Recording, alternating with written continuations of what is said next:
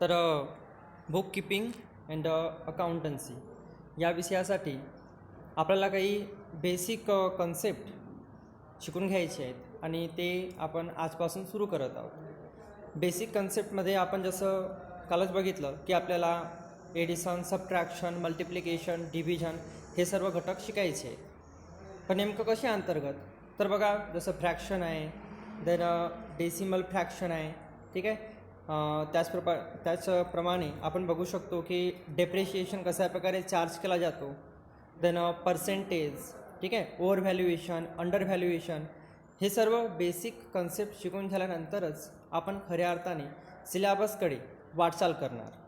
तर आजचा जो बेसिक कन्सेप्ट आहे तो आपण शिकून घेणार आहोत, जो आहे फ्रॅक्शन.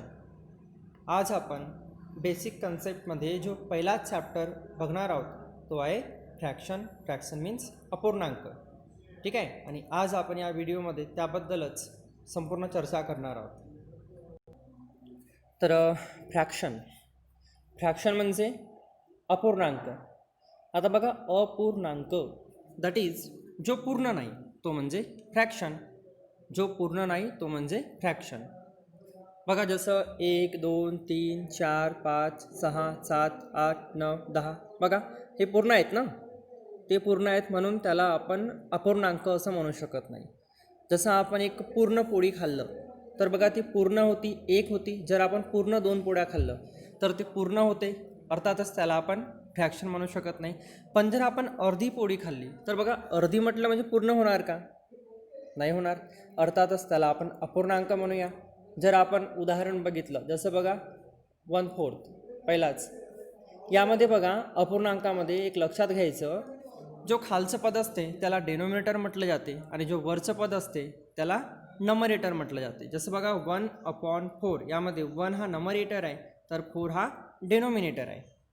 अजून काय लक्षात ठेवायचं की जो खालचं भाग असते हा एका वस्तूचे पूर्ण झालेले भाग आणि वरचं पद काय दाखवते, त्यापैकी किती.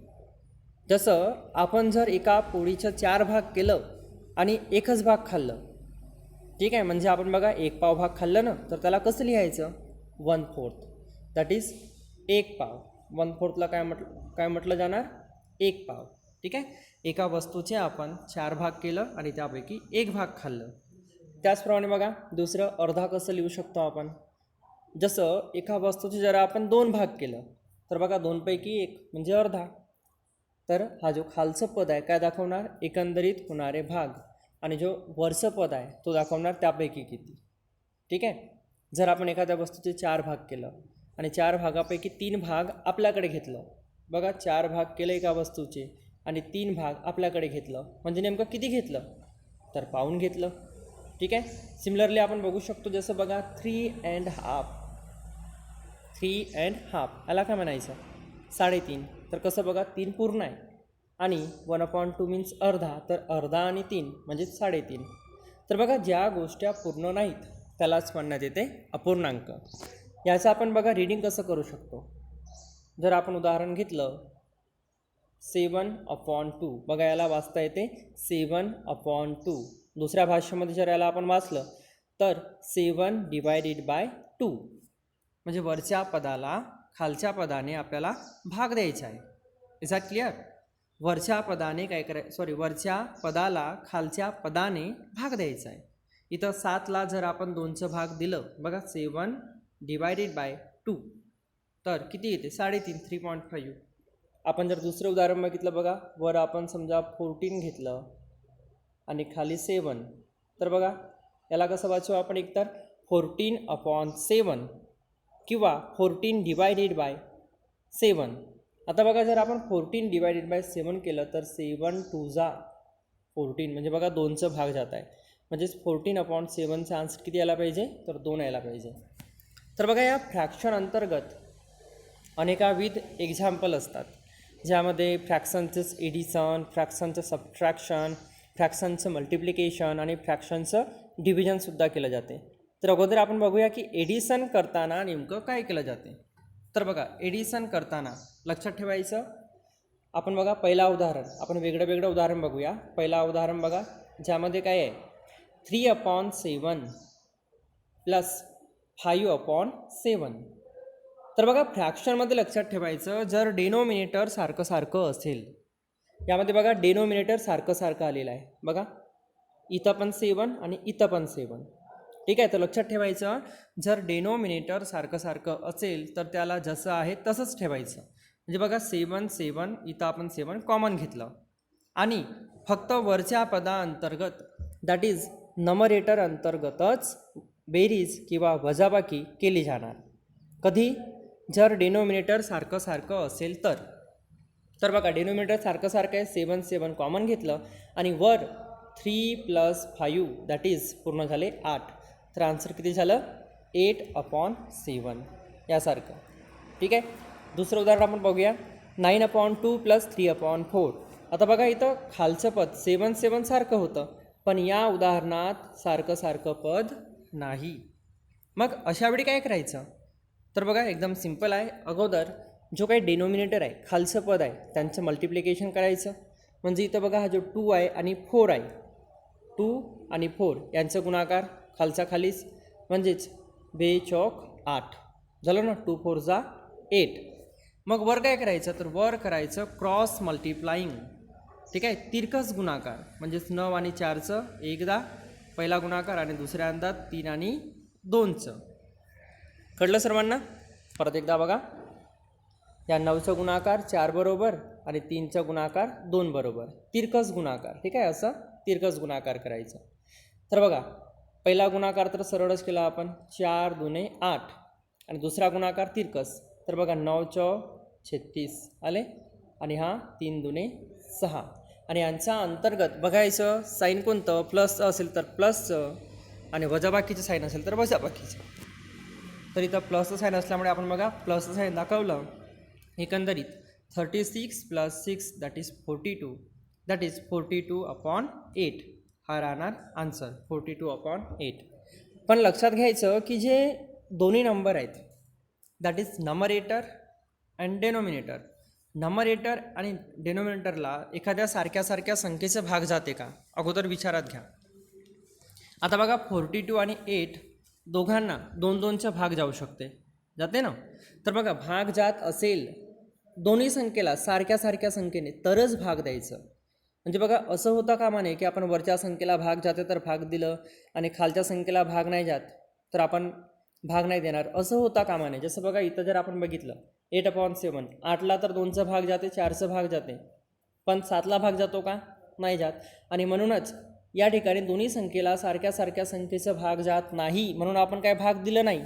तर इथंसुद्धा तसंच करायचं, जर सारख्या सारख्या संख्येचं भाग जाणार तरच भाग द्यायचं, अदरवाईज द्यायचं नाही. तर 42/8ला बघा 2 2चा भाग जाते सारखं सारखं, तर दोन्ही संख्येला 2 2ने संक्षिप्त करा. जर आपण बघा 42ला 2चा भाग दिलं तर येत आहे 21 आणि 8ला 2चा भाग दिलं तर येत आहे 4. ठीक आहे, अशा प्रकारे हा उदाहरण संक्षिप्त झालेला आहे, सॉल्व करून झालेला आहे. तर जसं आपण फ्रॅक्शनचं एडिशन करतो तसंच सबट्रॅक्शनसुद्धा करावं लागते. बघा जर आपण उदाहरण बघितलं 3½ - 2/3.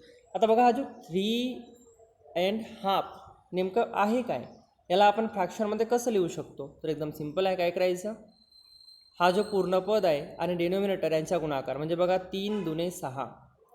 ठीक आहे, 3 आणि 2चा गुणाकार 3 दुने 6 आणि त्यामध्ये वरचं पद जो आहे तो प्लस करायचं.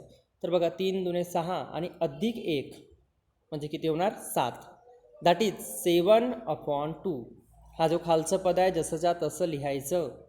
ठीक आहे, काय झालं बघा परत एकदा, 3 दुने 6, वरचं 1 प्लस केलं तर 7 आणि हा 2 जसं आहे तसं, म्हणजे 7/2 या स्वरूपात याला आपण असं लिहू शकतो. तर बघा 3½ बिकेम 7/2. देन दोघांमध्ये मायनसचं साईन आहे तर आपण मायनसच घेतला आणि 2/3. आता परत बघा या ठिकाणी आपण बघूया की डेनोमिनेटर सारखं सारखं आलं का. जर डेनोमिनेटर सारखं सारखं आलं असेल तर जसं आहे तसंच करू आपण डेनोमिनेटर, पण यामध्ये सुद्धा डेनोमिनेटर सारखं सारखं आलं नाही. अर्थातच काय करणार आपण, एकदा 2 आणि 3चा गुणाकार दॅट इज 2×3=6 आलं, खाली 6 बघा, 2 आणि 3चा गुणाकार 2×3=6. आता एकदा तिरकस गुणाकार 7चं 3 बरोबर आणि 2चं 2 बरोबर. तर बघा 7 तिरिक 21 आणि 2 दुने 4 दोघांच्या मधोमध सबट्रॅक्शनचं साईन अर्थातच 21 - 4 इज इक्वल टू 17. ठीक आहे. आणि हा जो 6 आहे जसंच्या तसं. Is that clear? सिमिलरली आपण बघू शकतो अजून काही एक्झाम्पल ज्यामध्ये बघा 9/4 - 2. आता बघा या ठिकाणी 9चा खाली तर 4 आहे पण 2च्या खाली तर काहीच नाही. तर लक्षात ठेवायचं एखादी अशी संख्या जी पूर्णांकामध्ये आहे आणि त्या संख्येच्या खाली काहीच नसेल तर तिथं 1 द्यायचं. कारण बघा आपण 1ने कोणत्याही संख्येला भाग दिला तर उत्तर तर तोच येणार. ठीक आहे. म्हणून आपण काय केलं 9/4 जसं आहे तसं आणि या 2च्या खाली बघा इथं आपण 1 दिलं. ठीक आहे. आणि असंच करायचं एखाद्या संख्येच्या खाली काहीच नसेल तर 1 द्यायचं. आता परत बघा या ठिकाणी डेनोमिनेटर वेगळं वेगळं आहे. तर 4 आणि 1चा गुणाकार बघा 4 1 4 आणि वर तिरकस गुणाकार 9चं 1 बरोबर आणि 2चं 4 बरोबर. ठीक आहे. तर बघा 9 1 9 आणि 2चं 8. दोघांच्या मधोमध सबट्रॅक्शनचं साईन आहे तर आपण तोच साईन देणार. दॅट इज 9मधून 8 गेले तर उरलं 1. That is 1/4. हा झालं त्याचं आन्सर. सिमिलर मॅनरमध्ये आपण बघू शकतो. ठीक आहे. तर एडिशन आणि सबट्रॅक्शन दोघांचा जो नियम आहे हा कसं असते सारखं असते. आता आपण बघू शकतो एकदम सिम्पल असं मल्टिप्लिकेशन. तर बघा मल्टिप्लिकेशन करताना एकदम सोपं असं नियम काय करायचं नमरेटरचं गुणाकार नमरेटर बरोबर आणि डेनोमिनेटरचं गुणाकार डेनोमिनेटर बरोबर. दॅट इज वरचं गुणाकार वर आणि खालचं गुणाकार खाली. आणि मग जो काही आन्सर आपल्याला गेन होणार त्याला फक्त काय करायचं आहे संक्षिप्त करायचं आहे.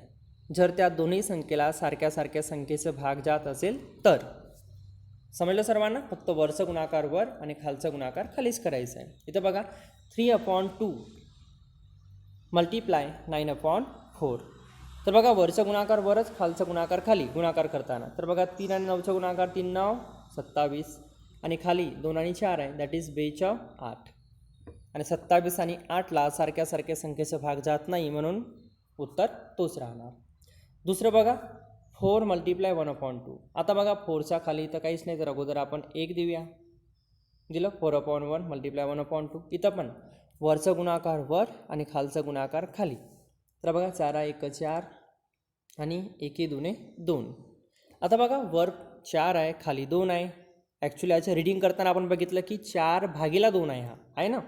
हा जो आपल्याकडे सध्या उत्तर उरलेला आहे तो काय ॲक्च्युली 4/2 ज्याला आपण म्हणू शकतो 4/2 4/2. तर बघा 2चा भाग 4मध्ये जातेच दॅट इज 2 2 4 2चा भाग जाते ना आणि म्हणूनच उत्तर येणार 2. आपण बघू शकतो तिसरं उदाहरणसुद्धा 9/4 × 2/3. तर बघा 9 2 18 आणि 4 3 12. आता बघा 18 आणि 12ला 2चा पण भाग जाते 3चं पण जाते 6चं पण भाग जाते आहे की नाही. तर जी मोठ्यात मोठी संख्या आहे त्या मोठ्या संख्येने दोघांना भाग द्यायचं सारखं. आपण जर 6ने भाग दिला बघा 18ला तर साईन 3 18 बघा 3चा भाग गेलं आणि 12ला जर आपण 6चा भाग दिलं तर साईन 2 12. तर उत्तर आपल्याला मिळालं 3/2. आता बघा असंच आपल्याला बघायचं डिव्हिजन. तर मल्टिप्लिकेशनमध्ये आपण काय बघितलं नेमकं वरचं गुणाकार वर आणि खालचं गुणाकार खालीच करायचं आहे. ठीक आहे. फक्त थोडंसं वेगळं आपल्याला डिव्हिजनमध्ये जायचं आहे. बट डिव्हिजनसुद्धा अगदी हुबेहूब मल्टिप्लिकेशनसारखंच आपल्याला हाताळायचं आहे. फक्त एकच गोष्ट आपल्याला थोडंसं बदल करायचा आहे तो म्हणजे साईन. जसं बघा 9/4 / 2/3 9/4 / 2/3. यामध्ये करायचं काय तर बघा पहिल्यांदा पहिला पद जसंचा तसं. बघा पहिला पद 9/4 होता तर हा जसंचा तसं करायचं.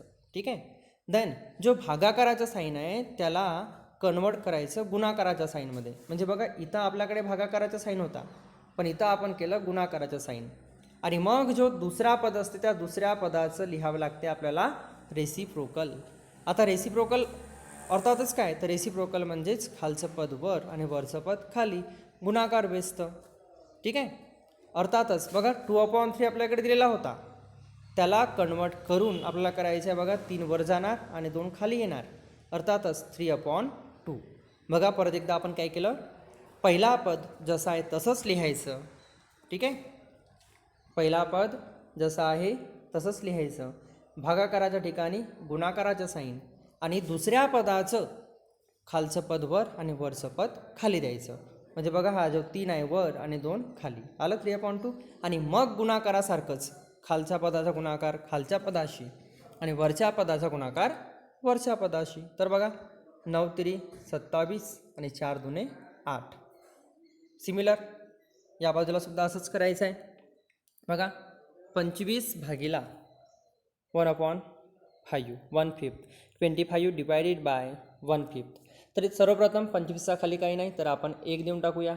बघा दिलं या ठिकाणी आपण 1. मल्टिप्लाय बघा डिवाईडच्या ठिकाणी आपल्याला साईन द्यायचा आहे मल्टिप्लाय आणि खालचं पद वर वरचं पद खाली. म्हणजे 5 जाणार वर आणि 1 येणार खाली दॅट इज 5/1. आणि मग गुणाकार करायचा आहे. तर बघा 25 गुणिला 5 दॅट इज 125 आणि 1 गुणिला 1 दॅट इज 1. आणि 1ने कुठल्याही संख्येला जर आपण भाग दिलं तर उत्तर तेवढंच येणार दॅट इज 125.